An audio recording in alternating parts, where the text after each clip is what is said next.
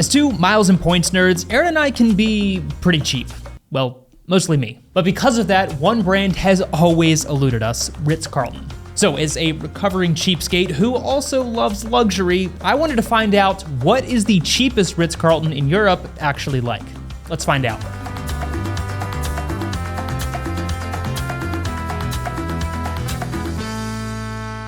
So our journey to Penha Longa in Portugal actually started in Morocco since we were coming off of a different adventure, which you can learn more about in this video. But that left us with a short TAP Portugal flight to Lisbon, which for both of us was $479 in cash total. Not cheap for such a short hop, and unfortunately, no good point options either, but much better than the $800 they were selling for when I first looked. So thanks to a Google Flights alert, I sat on it for a week and the price was cut nearly in half. Thank goodness. While we're talking about flights though, for our flight home from Lisbon to Washington Dulles, we used 58,000 TAP Portugal miles transferred from Capital One, plus $251 in taxes and fees total for both of our tickets. Not breaking any records, but Daily Drop cents per point calculator still rated that redemption as epic for this currency at 1.81 cents per point, so no complaints considering it saved us over $1,000. After a quick 2-hour flight and a 30-minute Uber from the airport, we arrived at Penha Longa, the cheapest Ritz-Carlton in Europe. Luckily, we were upgraded to a slightly bigger room at check-in thanks to our Marriott Gold status that we earned from one of their co-branded credit cards, and before we knew it, we were clinking champagne glasses in our room. So we got here after dark, so we're gonna do our proper room tour tomorrow, but this is insane. Yeah, definitely on the bougier end that you book it with points, and then you get here and realize there's 2 Michelin star restaurants that are pretty expensive, so we'll have to navigate that, but I think we'll figure it out. We're pretty tired, so we'll do our proper room tour and check out the property tomorrow, but so far, Ritz-Carlton is looking pretty good, even though it's the cheapest Ritz-Carlton in Europe. Since we got in a bit later than expected, we decided to order some room service, which was surprisingly delicious, and called it a night. The next morning, before heading out to explore just a small piece of this 500-acre property, we had to check out the breakfast, which, odd as it sounds, was a highlight of this trip, and probably the best hotel breakfast we've had anywhere in the world. In addition to the above-average buffet, they also had a full menu you could order off of with everything from delicious acai bowls to eggs benedict. And while in our case this was included because of the type of room we booked, breakfast is also generally included for those with Marriott Platinum Elite status or higher. Quick caffeine hit, and we were ready to explore. So the whole property is actually a former monastery sat on hundreds of acres inside of a national park. So to say it's expansive is an understatement. It's also worth clarifying that technically Penha Longa is in the town of Sintra, which is incredibly beautiful in its own right, and I highly encourage you to go explore it if you ever find yourself in or around Lisbon. But in the main building where our room is, you've got the main breakfast area, which in the evenings doubles as the Italian restaurant called Mercato.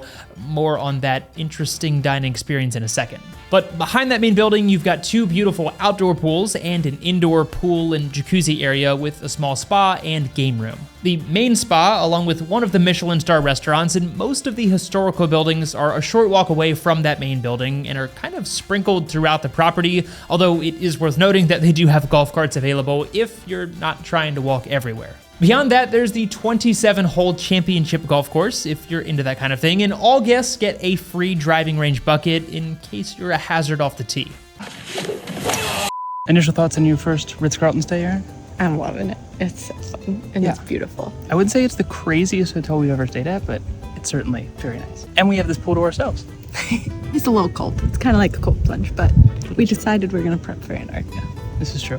Now, Penha Longa understandably prides itself on its dining options with multiple Michelin-starred restaurants, and it's one of the big things that initially caught my eye about this property. And to be clear, 90% of the food we had was incredible. But I'd be lying if I said there wasn't the occasional odd miss, like our nice dinner at Mercato that was by far the most expensive meal of the entire week, but it left me with a dish that I can only describe as the Velveeta mac and cheese that I used to eat in high school. And the thing is, if you know me, you know that I'm really not hard to please, and it is very rare that I have anything bad to say in these reviews, but considering this place is kind of known for dining experiences, I felt like I had to mention it. Needless to say, after that experience, we opted out of the even more expensive Michelin star restaurants and enjoyed our evening snacks and light dinners by the pool the other days. And again, everything else we ate was absolutely delicious, but it was just a funny miss that the most expensive fancy sit-down meal we had,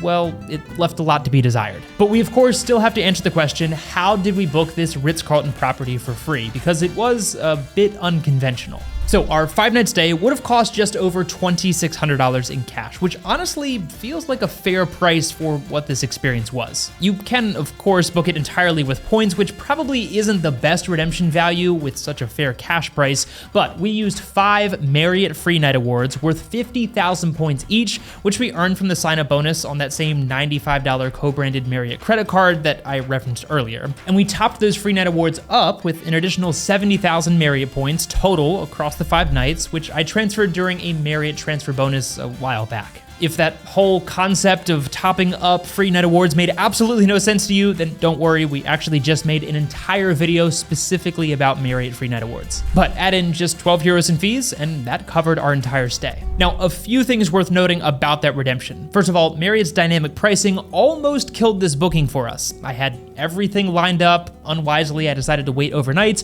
and the price jumped out of that top-up range. Now, thankfully, after checking the calendar every single day for over a week, it dropped back down, and I booked it immediately. So lesson 1, sometimes sleeping on it is not a good strategy with miles and points, especially since in most cases, you can usually cancel for free. And lesson 2 is a reminder that free night awards usually expire 1 year after they're issued, and it's based on your checkout date. So in our case, they expired on September 12th, and we checked out on September 11th, so we just barely made it. And just as I said with points, probably not the best use of those valuable Marriott free night awards, but considering they were set to expire, it still saved us over $2,600 on what ended up being a really great stay, minus the Velveeta mac and cheese masquerading as carbonara. So the big remaining question is, of course, was Europe's cheapest Ritz-Carlton worth it? Well, for us, yeah, I think it definitely was. Our totals are a bit skewed since we started this adventure in Morocco, but in total we spent well under $1,000 on everything, got to explore a new country and a new culture, and for us, that's really what it's all about. Did this property live up to the lavish hype of the Ritz-Carlton brand? Maybe not, and it definitely shows its age, but that's to be expected given the title of this video.